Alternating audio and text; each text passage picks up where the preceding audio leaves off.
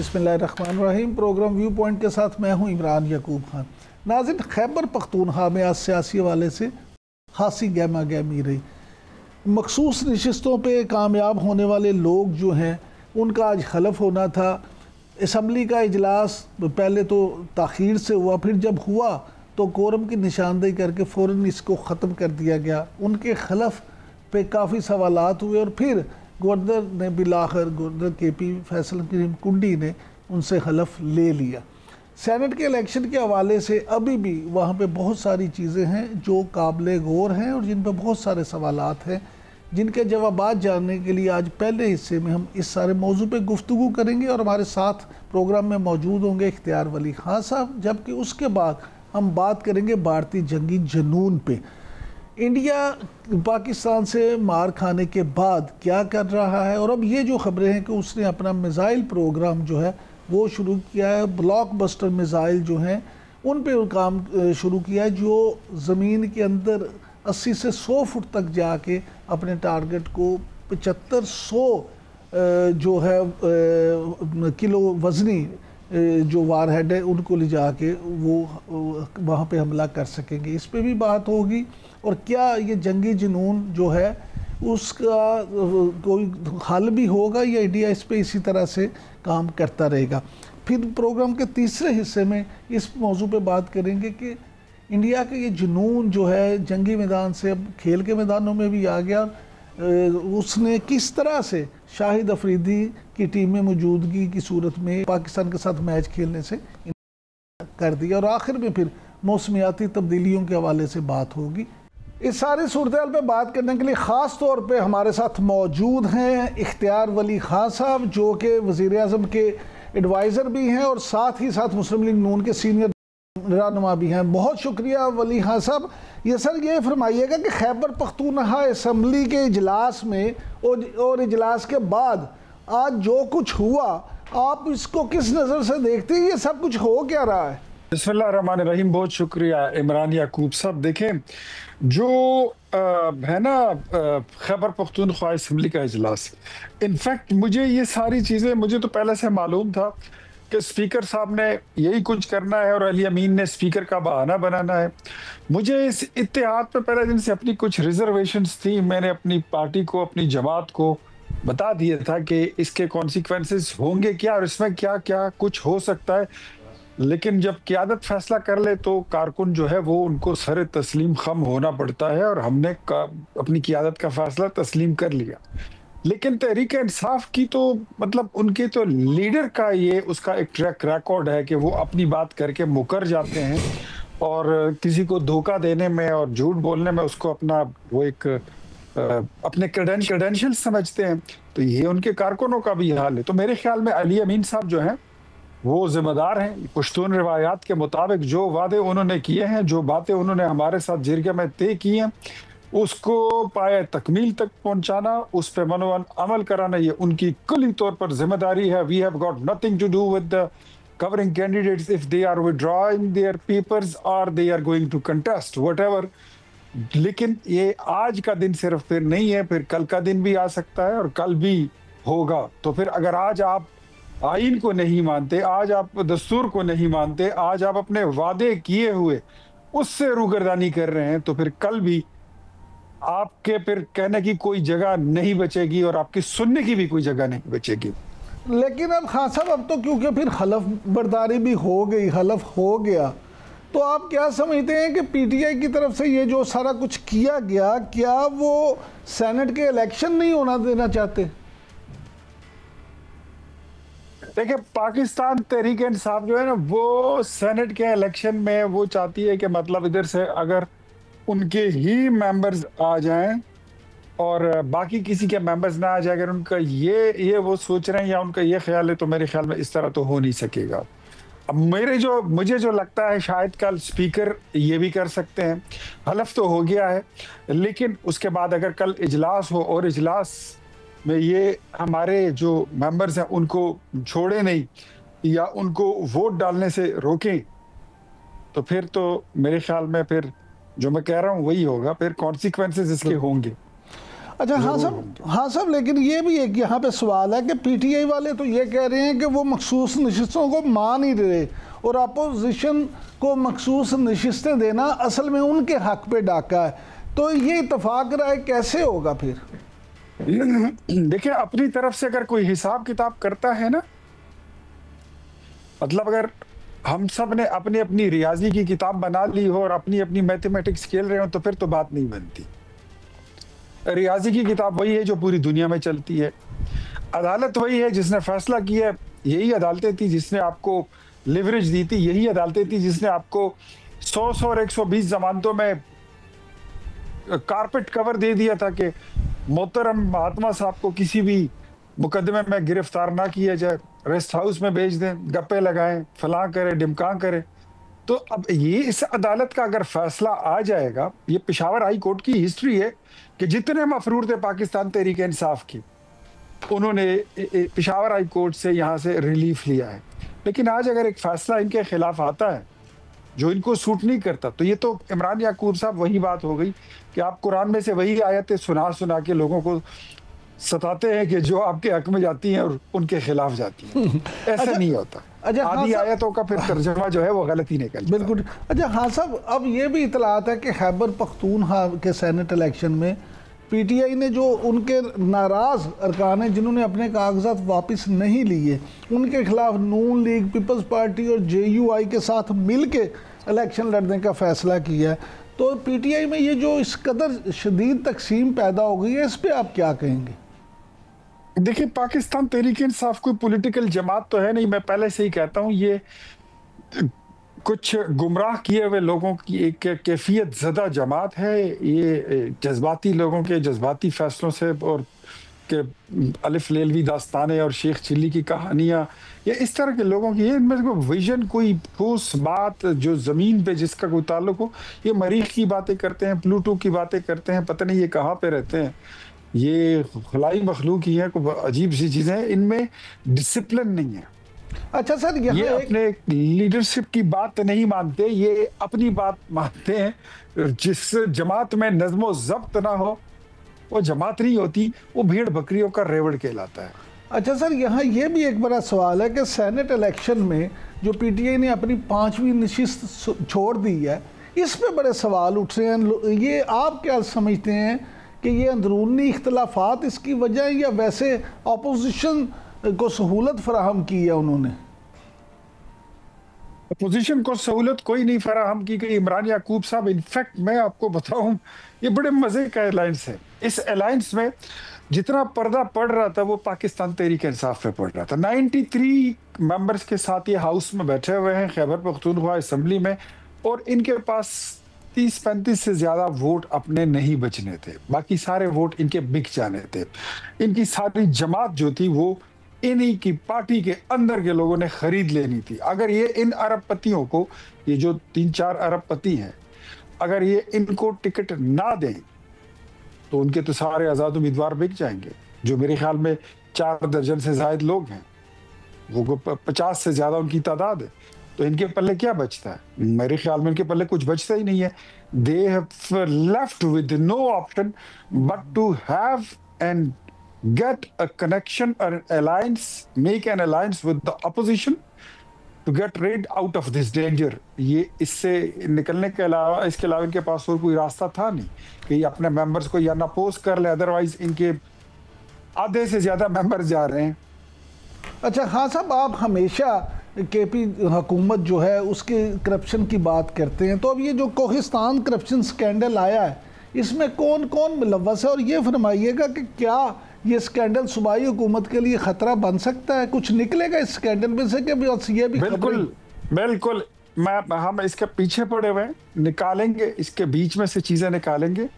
ये 2019 से ये सिलसिला शुरू हुआ है, जब महमूद खान वजीर आला थे, इमरान खान वजीर आजम थे, और आजम स्वाति साहब उस वक्त बड़े अच्छे पोस्ट पर थे, और काफी सारे लोग, कोई वजीर खजाना था और कोई क्या था, कोई क्या था, और इसमें वजारत खजाना की इन्वॉल्वमेंट बहुत ज़्यादा है। मैं फिलहाल कोई नाम कोट नहीं करना चाहता, लेकिन पीटीआई के बिग गन्स इसमें इन्वॉल्व हैं। ये सिर्फ अकाउंटेंट, डिस्ट्रिक्ट अकाउंट ऑफिसर या एडीसी या डीसी या इस लेवल का ये केस नहीं है। And it's a game of 200 billion. ये 200 अरब रुपए का उसका स्कैम है, 200 अरब रुपया।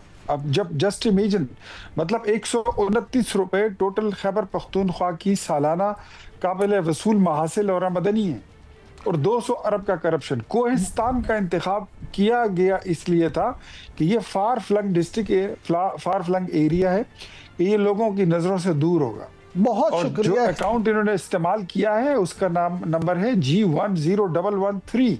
तो ये इसमें बड़ी चीजें निकलने लगी हैं, आपको इंशाल्लाह अगले कुछ दिनों में हम बड़ा कुछ देंगे। बहुत शुक्रिया इख्तियार खान साहब। नाज़रीन, आपने गुफ्तगू सुनी। इख्तियार वली खान साहब का कहना है कि कोहिस्तान स्कैंडल कोई छोटी मोटी बात नहीं है, 200 अरब रुपए का स्कैंडल है और इसमें पीटीआई की बिग गन्स इन्वॉल्व हैं। अभी वक्त है ब्रेक का। ब्रेक से जब वो वापस आएंगे तो हमारे साथ मौजूद होंगे ब्रिगेडियर रिटायर्ड मसूद अहमद खान साहब, और इंडिया के जंगी जुनून के हवाले से उनसे गुफ्तगू होगी। कहीं मत जाइएगा।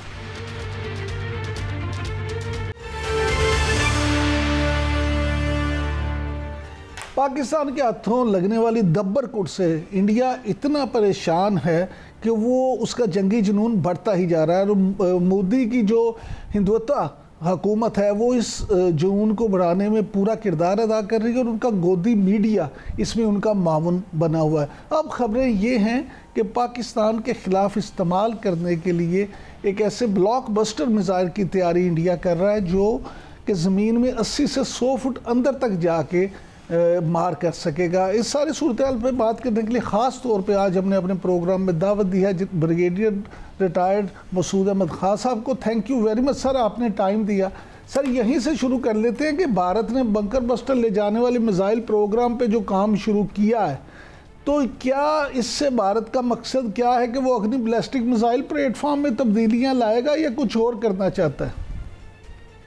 हाँ, बहुत शुक्रिया। देखिए, मेरे ख्याल में जिस तरीके से हमने पास में भी देखा है कि राफेल में लाके उसने ट्राई किया है, S-400 भी उनके पास थे, बट स्टिल उनको एक मुकद्दर में शिकस्त लिखी हुई थी, ह्यूमिलिएशन हुई और दुनिया भर के सामने ये एक जलील हुए हैं। अब देखें कि अभी ये खबर अभी जिस तरह चली है और उन्होंने एक नया कंसेप्ट लेके आए, अग्नि 5 जो है, जिसका अदरवाइज रेंज 5000 किलोमीटर है, इंटर कॉन्टिनेंटल बैलिस्टिक मिसाइल है, against the international rules and regulation के अगेंस्ट उन्होंने ये बनाया है।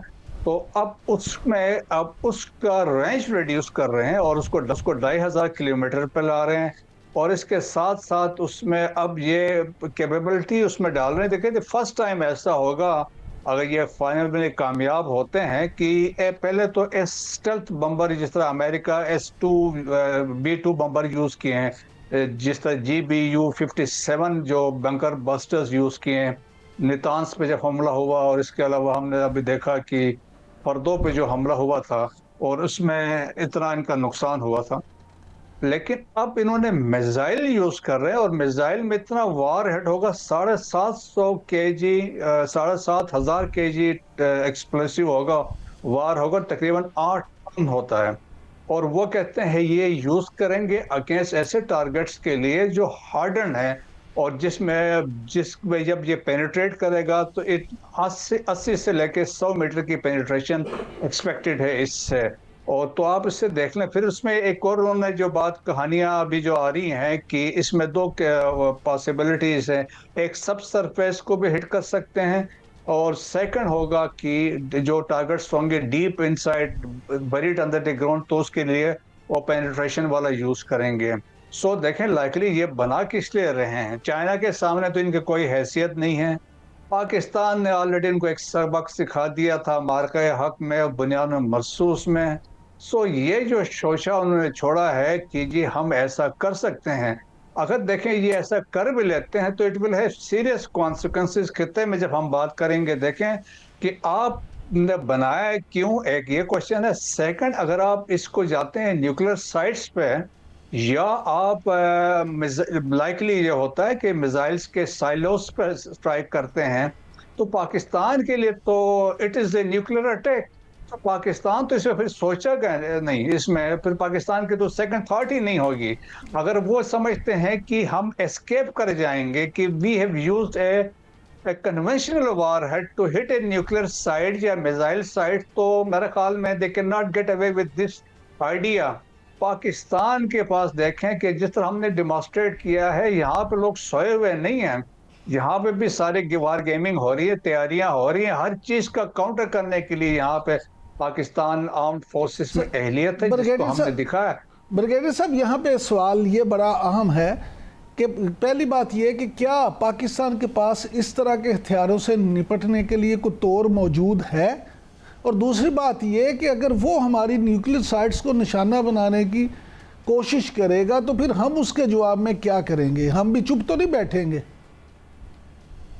हाँ बिल्कुल, देखें कि एक तो ये है कि आपका डिफेंस सिस्टम है सिंस, तो उसमें ये आपके पास कैपेबिलिटीज हैं, और आप लाइकली है कि फ्यूचर में आपकी बात चाइना के साथ बातचीत भी चल रही है, आप वहाँ से एक सोफिस्टिकेटेड डिफेंस सिस्टम लेना चाह रहे हैं, तो वो भी आ जाएगा। फिर एक और बात ये है कि आपको देखें जिस तरीके से मार्के हक में बुनियाद मरसूस में पल पल की खबर आपकी थी, उनके देखें ना जो डिप्टी चीफ ने जो बताया कि जी जो आपके डीजीएमओ ने उनको फोन करके बताया था कि जो आपने जो फलानी वेक्टर से उनको प्राइम किया, तो बी केयरफुल। सो हम लोग we are getting all the information, हमारी इंटेलिजेंस बहुत जबरदस्त है, so we are well aware of the location. तो पाकिस्तान प्रीएम्प्ट भी कर सकता है, पाकिस्तान के पास कैपेबिलिटीज भी है जिसको हमने इसमें हमने दिखाया है। लेकिन देखें इसके सीरियस कॉन्सिक्वेंसेस है पाकिस्तान की तरफ से रिस्पांस। देखें जब आपके अगर देखें ना कि कमांड हेडक्वार्टर सेंटर्स पे अटैक होता है, स्पेशली जब न्यूक्लियर के पॉइंट ऑफ व्यू से हम बात करते हैं, या फिर आपके जो न्यूक्लियर जो मिसाइल के साइट्स पे कुछ होता है, तो पाकिस्तान के लिए तो पाकिस्तान तो बड़ी क्लैरिटी है ना कि हम के डिफरेंट ऑप्शंस हैं कि उसमें हम आप न्यूक्लियर फुल स्पेक्ट्रम पे जा सकते हैं। सो पाकिस्तान इस पे सोचेगा नहीं। पाकिस्तान देखें ये सारे वो हथकंडे हैं जो है डोमेस्टिक कंजम्पशन के लिए है, या कहते हैं कभी पास किया है, अभी तो प्रेसिडेंट ट्रम्प ने भी इनको जीरो कर दिया है कि 5 जहाज उन्होंने कहा गिरा दिए हैं। तो मेरे ख्याल में आप इंडिया के अंदर से सवालात उठ रहे हैं, वहाँ से अपोजिशन भी बात कर रही है, इंडिया की पब्लिक भी बात कर रही है, बीजेपी के अपने लोग भी कह रहे हैं कि मोदी साहब को तो अब स्टेप डाउन करना चाहिए। अच्छा सर, अब तो राहुल गांधी जो कि वहाँ की एक बड़ी प्रोमिनेंट पॉलिटिकल पर्सनैलिटी हैं, उन्होंने भी मोदी से वजाहत तलब कर ली है, और जैसे आपने खुद का वहाँ सवाल उठ रहे हैं, अब मीडिया भी जो जेन्युइन उनका एक मीडिया है उसमें से भी ये सवालात उठ रहे हैं। तो आप क्या समझते हैं कि मोदी सारे मामले को अब किस तरह से टैकल करेंगे? अभी देखें बड़े फंस गए हैं। अभी देखें जो उनका आप देख लें कि वो जो सो कॉल एक एमएच बना हुआ था नेट सिक्योरिटी प्रोवाइडर, वो कोलैप्स कर गया है। इंटरनेशनल कम्युनिटी के सामने वो फेल हुए हैं, उनको पता चल गया पाकिस्तान से इतनी मार पड़ी है। पाकिस्तान की देखना रेलेवेंस बढ़ती जा रही है। पाकिस्तान और प्रेसिडेंट ट्रम्प जिस तरह पाकिस्तान की बात कर रहा है, 23 दफा तो उन्होंने कहा मैंने सीज फायर करवाया है, तो वो पाकिस्तान की रेलेवेंस है। और एट द सेम टाइम आप देखें कि यूरोपियन यूनियन ने कहा कि हम पाबंदियां इंडिया पे लगाने जा रहे हैं स्पेशली। और देखें प्रेसिडेंट ट्रम्प भी आप देख रहे हैं कि इंडिया डबल गेम कर रहा है, एक तरफ से ब्रिक्स वालों के साथ भी मिला हुआ है, वहां पे कोशिश कर रहा है कि एक और वो करेंसी लेके आएंगे। तो बहुत सारे मसाइल है जो अमेरिका भी समझता है, जो फिर रशिया के साथ वहां से वो जो है सब्सिडाइज रेट्स पे ऑयल भी ले रहा है। और इसके अलावा फिर एक और भी मसला है कि मोदी साहब ने किसी ज़माने में कहा था जब प्रेसिडेंट ट्रम्प अपने इलेक्शन लड़ेगा तो हम आके उनको सपोर्ट वहाँ पे करेंगे। सो बहुत सारे फैक्टर्स थे। तो अभी इंडिया लेफ्ट पे आ गया है, लेकिन ये है कि पाकिस्तान के पास कोई मसला नहीं है। और जिस तरीके से अभी आपने बात की है, जो राहुल गांधी की बात की, देखे वो कहता है नरेंद्र सरेंडर, कहता अभी तो ऐसा हुआ है। और सेकंड कहता है सेकंड इनटू जीरो, हमने 6 जहाज गिराए, उधर से उनका जीरो है। सो पब्लिक प्रेशर अंदर से आ रहा है। और आप देखें उनके सोशल मीडिया पे हम देखते हैं, और इवन अपने बीजेपी के लीडर्स हैं, डॉक्टर सुब्रमण्यम स्वामी ने भी कहा कि 5 जहाज हमारे गिरे हैं, क्रिस्टीन फेयर ने भी कहा, और इसके अलावा द इकोनॉमिस्ट ने अभी रिसेंटली लिख दिया कि जी जहाज गिरे हैं। और फिर दबे लफ्जों में उनके अपने जनरल ऑफिसर से, चीफ ऑफ डिफेंस स्टाफ को हमने देखा, उन्होंने बात की थी, deputy chief of army staff ने बात की, जयशंकर ने बात की, और इसके तरीके से उनके जो एयर मार्शल भारती थे उन्हें बात की थी। तो दबे लफ्जों में मान रहे थे कि हमारा नुकसान नंबर नहीं बता रहे थे। प्रो प्रेसिडेंट ट्रम्प ने अभी वो मोहर लगा दी कि भाई 5 जहाज गिरे हैं। तो उससे देखिए पाकिस्तान की मैं समझता हूँ कि काबिल फख्र लम्हा है पाकिस्तान के लिए कि पाकिस्तान ने अपने से 11 गुना बड़े दुश्मन को ऐसा सबक सिखाया है कि अभी वो सोचता ही रहेगा। और ये देखें जो बयानबाजी है या इस तरह की जो चीज़ें जो प्रोजेक्ट्स की अनाउंसमेंट होती है, ये बेसिकली डोमेस्टिक कंजम्पशन के लिए है। अगर वो ऐसा कर भी लेते हैं तो पाकिस्तान हाँ साहब, काबिल फ़ख्र लम्हा तो पाकिस्तान के लिए कल भी आया जब बरतानिया में आपने देखा कि पाक फ़ज़ाइया ने एक दफ़ा फिर झंडे गाड़ दिए हैं। बरतानवी फ़ज़ाइया तो फ़ैन हो गई है। तो आप ये जो रॉयल एयर टैटो शो में पाकिस्तान ने कामयाबियां हासिल की हैं, इस पे आप क्या कहेंगे? ये इससे क्या जाहिर होता है कि एक प्रोफेशनल एयरफोर्स है पाकिस्तान की, और पाकिस्तान की जो रेडीनेस, और स्पेशली आप देखें जब यहाँ से पाकिस्तान से यूनाइटेड किंगडम गए, नॉन स्टॉप जहाज गए हैं आपके JF-17 ब्लॉक 3 और आपका C-130, और आपका जो टैंकर था, एयर फ्यूलर वाला टैंकर था, वो साथ था। और जहाज़ों ने रास्ते में इन एयर में टैंक्स को जो अपने जहाज़ों ने रीफ्यूल किया है। सो पाकिस्तान ने अपनी वो कैपेबिलिटी भी दिखा दी कि हम ये भी कर सकते हैं। और फिर जब वहाँ पे जिस तरह हमारे जहाज़ वहाँ पे गए हैं और वहाँ जिस तरह रिसेप्शन था, और वहाँ पे बताया जा रहा है सब लोग आके JF-17 ब्लॉक 3 को देख रहे थे, C-130 को देख रहे थे, और उसमें भी पाकिस्तान की कामयाबी, आपकी एयरफोर्स की प्रोफेशनलिज्म, आपकी रेडीनेस, आपका जो ग्राउंड स्टाफ है, जहाज का क्रू है, उन सब की ये कैपेबिलिटीज है कि पाकिस्तान की एयरफोर्स जो है, पाकिस्तान की आर्म फोर्सेस ने इस कौम को कभी मायूस नहीं किया। बहुत शुक्रिया ब्रिगेडियर साहब की गुफ्तगू आपने सुनी। ब्रिगेडियर मसूद अहमद खान का कहना है कि पाक फ़ज़ाइया ने कौम को कभी मायूस नहीं किया और आइंदा भी नहीं करेंगे। अब वक्त हुआ ब्रेक का। ब्रेक से जब वापस आएंगे तो क्रिकेट के मैदान में इंडिया कैसे पाकिस्तान से भाग रहा है, इस पे गुफ्तगू होगी, कहीं मत जाइएगा।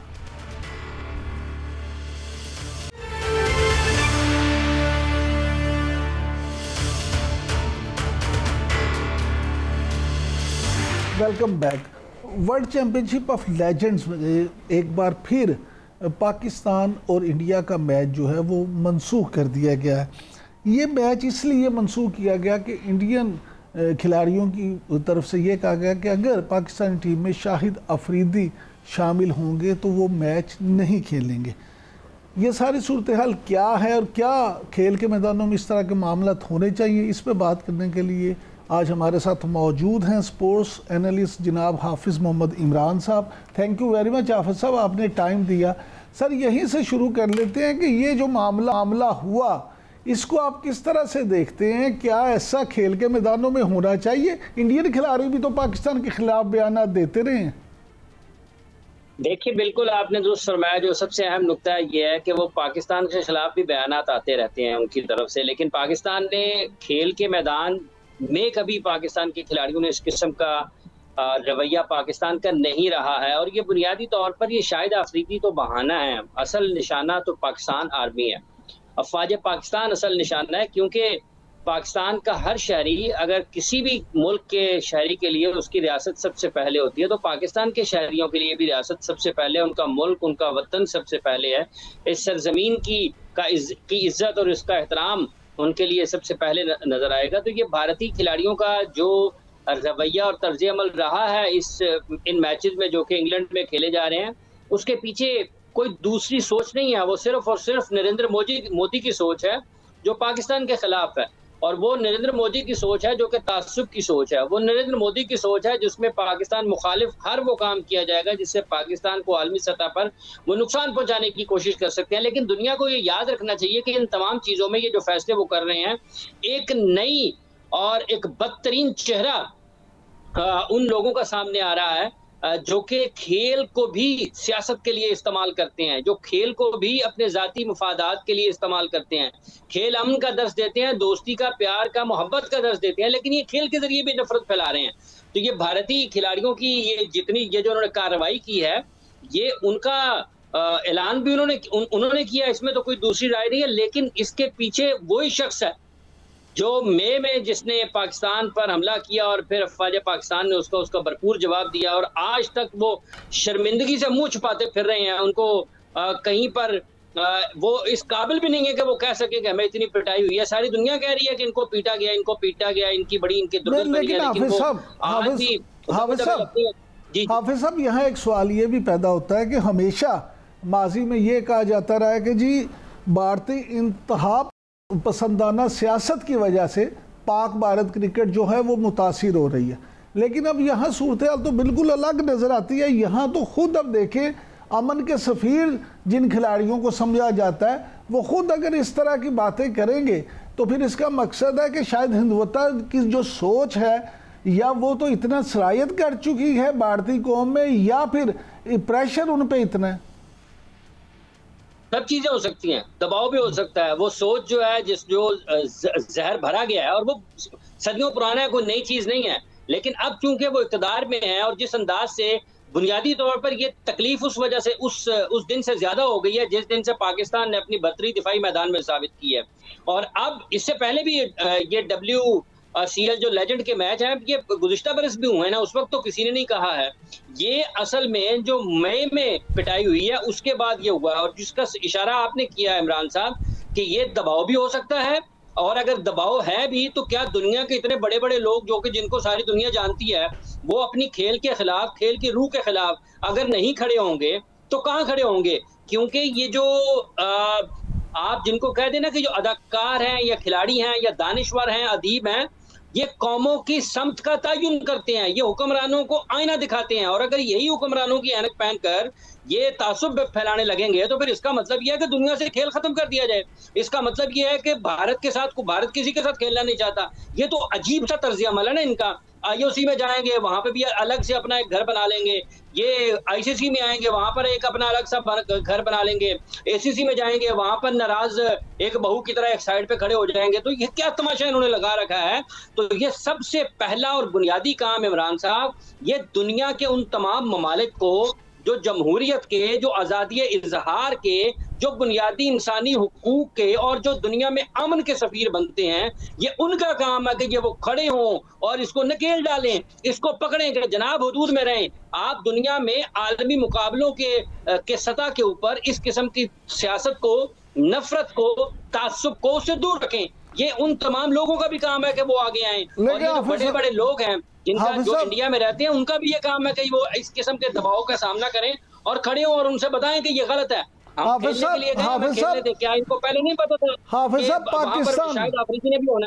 हाफिज साहब पाकिस्तान और इंडिया का जो क्रिकेट मैच है उसको क्रिकेट की दुनिया में शायद सबसे बड़ा मैच समझा जाता है। तो अब जो तलखियाँ इस कदर बढ़ गई हैं तो क्या इससे ये नतीजा हज़ किया जा सकता है कि मुस्तकबिल करीब में अब पाकिस्तान और इंडिया का मैच कहीं किसी भी क्रिकेट ग्राउंड में आपको होता नजर नहीं आएगा? देखिए, एक सोच तो है कि जिस तरीके से वो एक मतलब है कि हवास बाख्ता हैं और जिस तरीके से कोई अकल समझ सोच शऊर के साथ उनका ताल्लुक इस वक्त नजर नहीं आ रहा। आप उनसे इस किस्म का, इससे बढ़कर भी कोई तवक्को कर सकते हैं। लेकिन जब आप ACC के मुकाबलों में जाते हैं, जब ICC के मुकाबलों में जाते हैं, वहाँ पर ज़रा हालात मुख्तलिफ होते हैं। लेकिन ये बात बहरहाल दुरुस्त है कि वो हर जगह पर पाकिस्तान को नुकसान पहुँचाने के लिए, और वो हर जगह पर दुनिया में अमन को नुकसान पहुँचाने के लिए, और वो हर जगह पर हंसते मुस्कुराते चेहरों को रुलाने के लिए, और वो हर जगह पर जहाँ पर खुशियाँ हैं वहाँ पर मातम का समान करने के लिए, ये नरेंद्र मोदी की सोच है। और इससे आप कुछ भी तवक्को कर सकते हैं।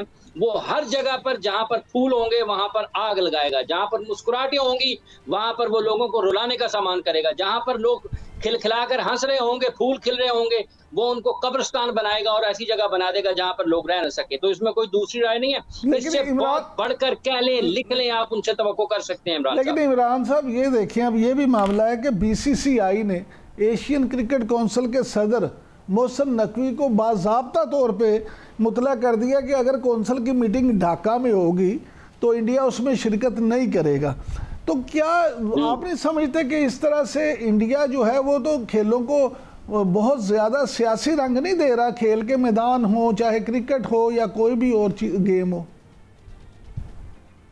नहीं, जो बांग्लादेश को बहरे मुर्दार है जहाँ पे वो हो रही है और उनको जाने में एतराज़ है, सवाल तो ये पैदा होता है कि वहां पर कोई ऐसी जगह है जहां पर वो जा नहीं सकते हैं, कि बांग्लादेश इस दुनिया का हिस्सा नहीं है, क्या बांग्लादेश आईसीसी का मेंबर नहीं है, क्या बांग्लादेश एसीसी का रुकन नहीं है? तकलीफ क्या है बीसीसीआई को और उसके अहदेदारान को? क्या तकलीफ है कि वो ढाका में नहीं जा सकते? क्यों नहीं जा सकते? क्या नो गो एरिया इसलिए है कि वहां पे हसीना वाजिद की आज हुकूमत नहीं है? क्या नो गो एरिया इसलिए है कि बांग्लादेश ने भारतीय हुकूमत को जो है वो सुर्ख झंडी दिखा दी है कि चले भागे यहाँ से? एसीसी के ममालिक को भी अपनी जगह पर खड़ा होना चाहिए, और पाकिस्तान क्रिकेट बोर्ड के चेयरमैन का जो मौकफ इस मीटिंग के हवाले से है वो उन पर कायम है, उस पर ये भी अच्छी बात है। लेकिन ये भी कोई तरीका नहीं है कि वो किसी से बात ही ना करें। उनको चाहिए कि जितने भी एसीसी के ममालिकान हैं, जो रुकन ममालिक हैं, उनके जरिए बजरिया हुकूमती सतह पर यह बातचीत की जानी चाहिए कि ये मामला जो क्रिकेट के हैं, भारत इसमें सियासत को ला रहा है और आप सियासत को और खेल को अलग रखें। एसीसी के सदर की ये जिम्मेदारी है, जो कि पाकिस्तान क्रिकेट बोर्ड के चेयरमैन है, कि वो तमाम रुकन ममालिक से बात करें और पाकिस्तान के उन तमाम हुकूमतों के साथ जो कि एसीसी के रुकन हैं, उनके साथ अच्छे ताल्लुकात हैं। तो इसमें अगर हुकूमती चैनल भी इस्तेमाल किया जाए तो वो कोई बुरी बात नहीं है, क्योंकि जब आपका दुश्मन इतना मक्कार और अय्यार हो तो आपको ताकत के साथ साथ समझबूझ और जो एक बैकडोर डिप्लोमेसी है उसको इस्तेमाल करते रहना चाहिए, ताकि हर जगह पर जहां जहां से वो हमलावर हो सकते हैं वहां पर उनका रास्ता रोका जाए। बहुत शुक्रिया हाफिज इमरान साहब। नाज़रीन, आपने हाफिज इमरान की गुफ्तगू सुनी।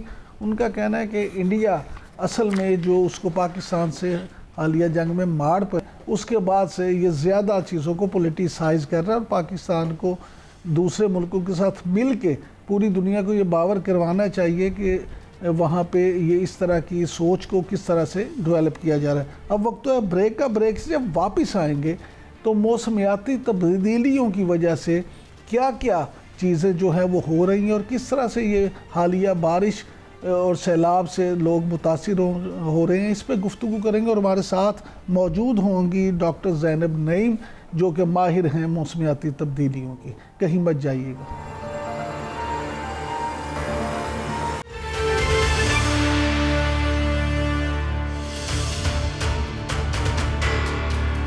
Welcome back. नाज़रीन, पाकिस्तान में मौसमियाती तब्दीलियों की वजह से क्या मसाइल पैदा हो रहे हैं, और पूरी दुनिया में अगर देखा जाए तो आलमी सतह पे माहौलियाती आलूदगी की वजह से जो मौसमियाती तब्दीलियाँ पैदा हो रही हैं, इसमें पाकिस्तान का कितना शेयर है और पाकिस्तान इन तमाम चीज़ों से कितना मुतासिर हो रहा है। इस प्रोग्राम के सेगमेंट पे हम इस पे बात करेंगे और हमारे साथ शरीक गुफ्तगू हैं doctor Zainab Naeem, PhD scholar हैं एनवायरमेंटल साइंसेस की। Thank you very much doctor साहिबा। यहीं से शुरू कर देते हैं। ये फरमाइएगा कि ये जो आलमी सतह पे माहौलियाती आलूदगी की वजह से मौसमियाती तब्दीलियाँ पैदा हो रही हैं, आप इसका ज़िम्मेदार किन ममालिक को समझते हैं और ये सारे मामले को किस तरह से ठीक किया जा सकता है? जी बहुत शुक्रिया। देखिए, सबसे पहले तो ये कि हम सबके सामने है कि जो इस वक्त के डेवलप कंट्रीज हैं उनकी इंडस्ट्रियलाइजेशन पॉलिसीज़ जो आज से कुछ दहाइयों पहले थी, वो इस सब क्लाइमेट चेंज की जिम्मेदार हैं। और ये आपके साइंटिस्ट इसको एविडेंस कर चुके हुए हैं। Inter governmental panel on climate change की रिपोर्ट्स हैं असेसमेंट 1 से लेकर 6 तक, जिसमें बताया गया है कि फॉसिल फ्यूल्स, कोयला जलाने से और इस किस्म की धातुओं का इस्तेमाल करने से जो है क्लाइमेट चेंज हो रहा है। एक तो natural process already climate change का होता है, जिसमें आपकी एटमॉस्फेयर में गैसेस मौजूद होती हैं जो सूरज की शॉ को रोकती हैं, फिर वो वापस जाती हैं तो अर्थ का, जमीन का टेम्परेचर मेंटेन रखने के लिए। लेकिन वो प्रोसेस स्पीड अप हो गया हमारी इंडस्ट्रियलाइजेशन की वजह से, जो डेवलप कंट्रीज ने की। अब जाहिर है जब एक चीज ऑन रिकॉर्ड आ गई, उन्होंने कहा जी अब ये हमें नहीं करना, हमें क्लीन एनर्जी की तरफ जाना है, तो पूरी दुनिया जो है वो इसमें एफर्ट डाले। लेकिन पूरी दुनिया में वो शायद भूल गए कि जो डेवलपिंग कंट्रीज हैं, जिन्होंने अभी तरक्की ही नहीं की, जो गरीब ममालिक हैं, वो इसका खुमियाजा भुगत रहे हैं और उनके साथ साथ उन पर दबाव भी है कि आप उस तरफ नहीं जाएं। तो वहाँ पे आई थिंक ये क्लाइमेट जस्टिस का मसला है कि जिन्होंने किया वो ना सपोर्ट कर रहे हैं गरीब ममालिक को, और गरीब ममालिक के इतने वसाइल ही नहीं है। वो एक डिजास्टर से निकलते हैं, फिर ऐसी कोविड जैसे मामलात आ जाते हैं, फिर सोशो इकोनॉमिक मामलात आ जाते हैं, फिर ये क्लाइमेट चेंज उन सारे मामलात को जो है बढ़ा देता है। तो मेरे ख्याल से it's a global climate justice phenomena, जिसमें गरीब ममालिक पूरी दुनिया में भुगतते हैं। और इस वक्त सबसे ज्यादा एट रिस्क पाकिस्तान है as per climate risk risk index report by Germanwatch 2022 में पाकिस्तान टॉप मोस्ट कंट्री था जो कि क्लाइमेट चेंज से सबसे ज़्यादा सफ़र कर रहा है। अच्छा डॉक्टर साहब, आपने अभी पाकिस्तान के सबसे ज़्यादा मुतासिर होने की बात की, तो वर्ल्ड बैंक की एक रिपोर्ट के मुताबिक मौसमियाती तब्दीलियों की वजह से 2050 तक 41 मिलियन मज़ीद आबादी इंतहाई गुर्बत का शिकार हो जाएगी। तो आपके ख्याल में जिस तेज़ी के साथ ये सारे मामलात हो रहे हैं, उससे किस तरह से निपटा जा सकता है, और क्या हुकूमतें वाकई ही या आलमी इदारे इस पे उस स्पिरिट के साथ काम कर रहे हैं? जी बिल्कुल, ये दुरुस्त बात है कि 2050 तक क्लाइमेट चेंज की वजह से इकोनॉमी जो है वो बहुत ज़्यादा सफ़र करेगी। आप उसकी मिसाल ऐसे देख लें कि हमारी जो इंडस्ट्रीज़ हैं वो एग्रीकल्चर से चलती हैं, एग्रीकल्चर डिपेंडेंट इकोनॉमी है हमारी। तो जो हमारी ज़राअत है वो सबसे ज़्यादा तबाह होती है, एकदम यालाबारी हो जाती है, खड़ी फसल तबाह हो जाती है, शदीद गर्मी पड़ती है, फसल सड़ जाती है। तो किसान जो है वो सबसे ज़्यादा सफ़र कर रहा है और इवेंचुअली हमारी इंडस्ट्री सफ़र करती है। तो जी बिल्कुल ये दुरुस्त बात है। इसमें पूरी दुनिया की सीरियसनेस की अगर बात की जाए तो अभी रिसेंटली आपके बहुत बड़े ममालिक जो हैं उन्होंने हाथ खड़े कर दिए, रादर वो पीछे हो गए हैं कि हम फाइनेंस क्लाइमेट को नहीं कर सकते। तो क्लाइमेट को शायद उस तरह से सीरियसली लिया नहीं जा रहा और डेवलपमेंट प्रायोरिटी अभी भी बहुत सी डेवलप कंट्रीज इसको नहीं कंसिडर कर रहे, तो वहाँ पे बहुत बड़ा मसला है। दूसरा मसला ये है कि क्लाइमेट चेंज जब होता है तो उसके साथ साथ मजीद सोशियो इकोनॉमिक मसाइल निकलते हैं जिसमें गुर्बत बढ़ती है।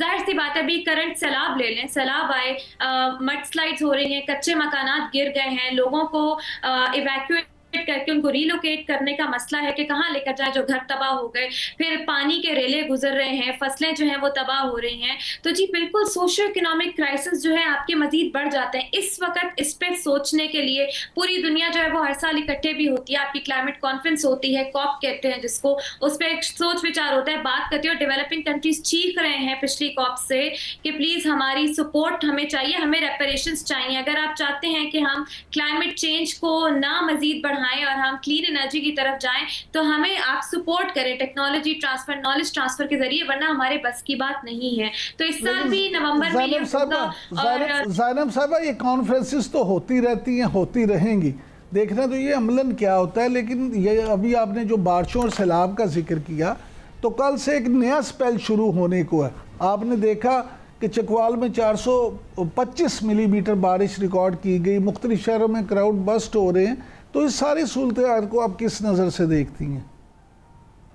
जी देखिए, क्लाउड बर्स्ट अभी तो सिर्फ चकवाल में हुए हैं, आपका मानसून का स्पेल अब सिंध में भी है और नॉर्थ में भी शुरू हो रहा है कल से, और इस्लामाबाद पिंडी में दोबारा शुरू हो रहे हैं। दुआ करें कि क्लाउड बर्स्ट की सिचुएशन दोबारा नहीं हो, क्योंकि हमारे पास इतना वसाइल नहीं है कि हम इन इम्पैक्ट से जो है वो बर्दाश्त कर सकें। अभी हम लोग क्लाइमेट इमरजेंसी की सिचुएशन में हैं, डिज़ास्टर के से हम गुजर रहे हैं। तो इस वक्त आपकी हुकूमत के पास भी इतने मसाइल नहीं कि वो आपकी आवाम को सिक्योर कर सके। लेकिन एक चीज़ हो सकती है, एक स्पेल गुजरा, हमने सफ़र किया, अब दूसरे स्पेल से पहले आपको अर्ली वार्निंग सिस्टम्स अपने फाल बनाने चाहिए ताकि आवाम को बताया जा सके। आज का ही मेरे ख्याल से वो वाकया है जिसमें कींचर झील के पास जो है वो लोग फिर अगेन टूरिस्ट ही जा रहे थे और वहाँ पे एक्सीडेंट हुआ। तो मेरे ख्याल से टूरिस्ट सीजन है, आप आवाम को बताएं कि ट्रैवल करने से गुरेज करें, सैलाबी सूरत हाल है, घरों पे रहें, और ताकि आपकी गवर्नमेंट के लिए भी आसानी और आपकी आवाम भी इस चीज़ से दो चार होने से बचे। सो अर्ली वार्निंग सिस्टम में इन्वेस्टमेंट इस वक्त प्रायोरिटाइज करनी चाहिए। अच्छा ज़ैनब साहब, ये भी फरमाइएगा कि चेयरमैन वापडा ने ये इंकशाफ किया है कि भारत की तरफ से पानी बंद करने की धमकियों के बाद पाकिस्तान ने जो इकदाम शुरू किए हैं उनमें से एक ही है कि दरिया चिनाब पे एक नया डैम बनाने का फ़ैसला किया गया। तो आपके ख्याल में भारत की जो आबी दहशतगर्दी है उससे बचने के लिए हमें क्या करना चाहिए? देखिए, अभी ठीक है वो भारत ने कह दिया, लेकिन अगर हम अभी सिचुएशन देखें तो वहाँ भी शदीद बारिशों का सिलसिला शुरू हो चुका है और भारत को ना चाहते हुए भी पानी खोलना पड़ेगा। तो देखिए, ये सिर्फ आबी दहशतगर्दी नहीं है, क्लाइमेट चेंज की वजह से भी वो अपने उस स्टांस पे कायम नहीं रह सकते। लेकिन उसके अलावा जो डैम बनाने की बात है, देखिए पानी आपकी लाइफलाइन है, ये आपका बेसिक राइट है। उसके लिए इंटरनेशनल कोर्ट ऑफ जस्टिस में पाकिस्तान को अपना केस लड़ना चाहिए और ये आबी दहशतगर्दी जो है ये किसी को भी नहीं करनी चाहिए। तो उसके लिए लेकिन हमें पता है कि ये मामलात हो रहे हैं, साल के शुरू से ये मामलात चल रहे हैं, बल्कि उससे भी पहले कुछ सालों से इंडस वाटर ट्रीटी पे बहस हो रही है। तो पाकिस्तान को अपने मुल्क के अंदर इस वक्त वाटर गवर्नेंस को इम्प्रूव करने की जरूरत है। हम लोगों का सैलाब आते, इतना पानी का रेला आते, कोई मौजूद ही नहीं है जिसमें हम वाटर को सेव कर सकें, अपने अवाम को फायदा दे सकें। हमारे यहाँ पानी जाया हो जाता है, समंदर में बह जाता है। तो मेरे ख्याल से ये सब तो चल रहा है, हम अपना केस भी फाइट करें, बट इंटरनली हम कितने ज्यादा स्ट्रॉन्ग करें वाटर गवर्नेंस को, दैट इज द क्वेश्चन जिस पे हमें काम करने की बहुत ज्यादा शदीद जरूरत है। हमें वाटर गवर्नेंस पे काम करने की बहुत ज़्यादा ज़रूरत है। डॉक्टर ज़ैनब का thank you very much. Doctor साहब, नाज़रीन आज के लिए इतना ही। अब आपसे मुलाकात होगी अगले हफ्ते, तब तक के लिए इजाज़त दीजिए। अल्लाह निगहबान।